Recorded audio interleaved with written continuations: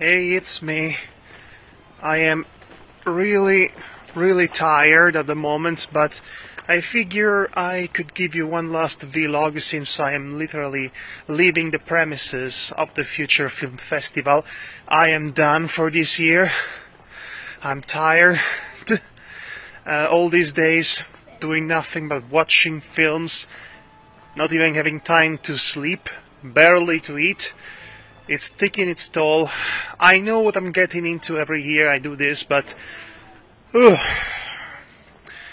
anyway, so I figure I would talk a little bit about Belladonna of Sadness, this 1973 quote-unquote animated film produced by Mushi Productions, which was the Osamu Tezuka's original animation studio back in the day.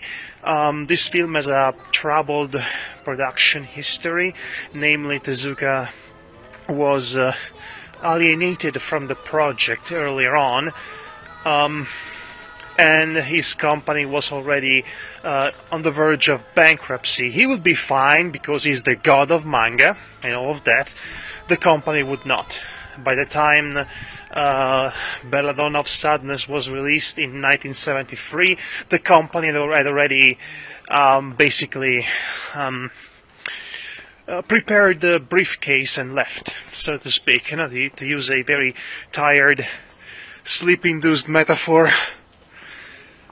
Belladonna of Sadness is decisively a product of its time, and I mean that in the best possible way. The 70s were all about experimenting, not just culturally, but also in the arts, and the filmmaking was one of those fields filled with experimentations in that time.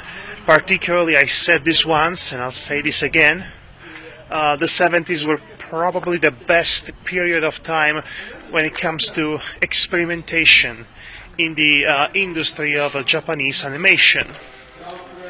And even though Belladonna of Sadness is barely animated, since it's mostly comprised of still hand-drawn images and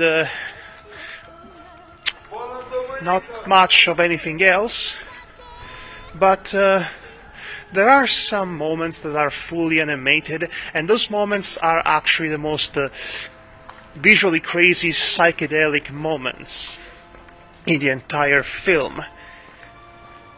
And that's probably what is the strongest suit of this opus.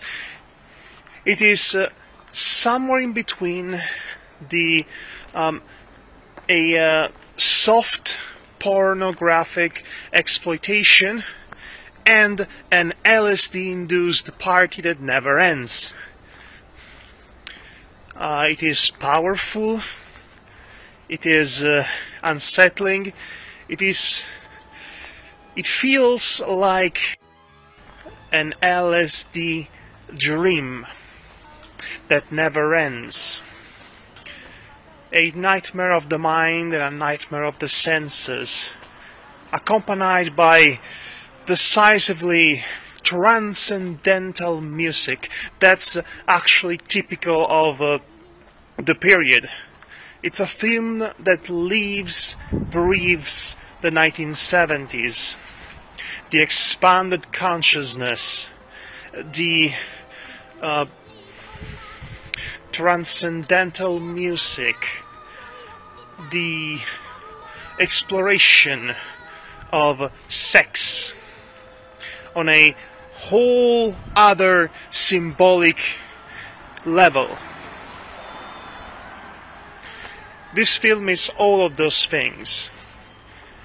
And it was most certainly nice to see a 4K restored version of this classic, especially since it's so rare to see these films being brought out of obscurity as it is right now. I feel lucky to have been able to see it, even though the pacing drags at times, since the film seems to take every chance it gets as an excuse to start up a 2 minutes long music video, essentially. And this makes the film twice as long as it really needed to, but it doesn't matter. It's all about that sweet, sweet, unruly,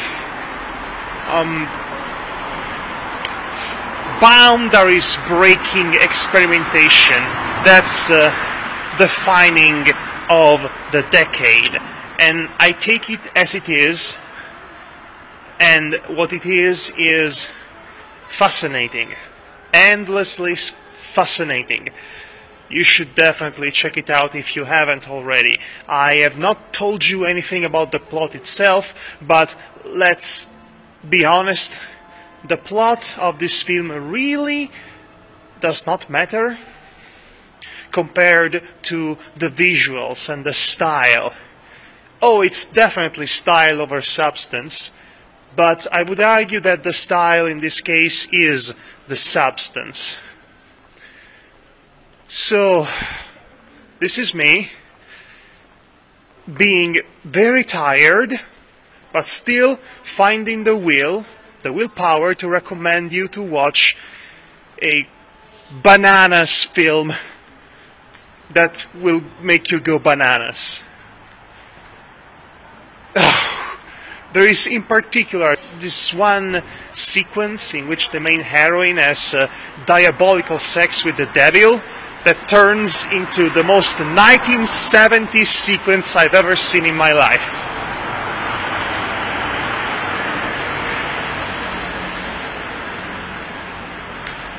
And that really should give you incentive enough to watch it. Belladonna of Sadness, Mushy Productions, 1973. Hunt it down. Possibly the remastered version. I'm coming back home and I'm going to sleep. Good night, everybody.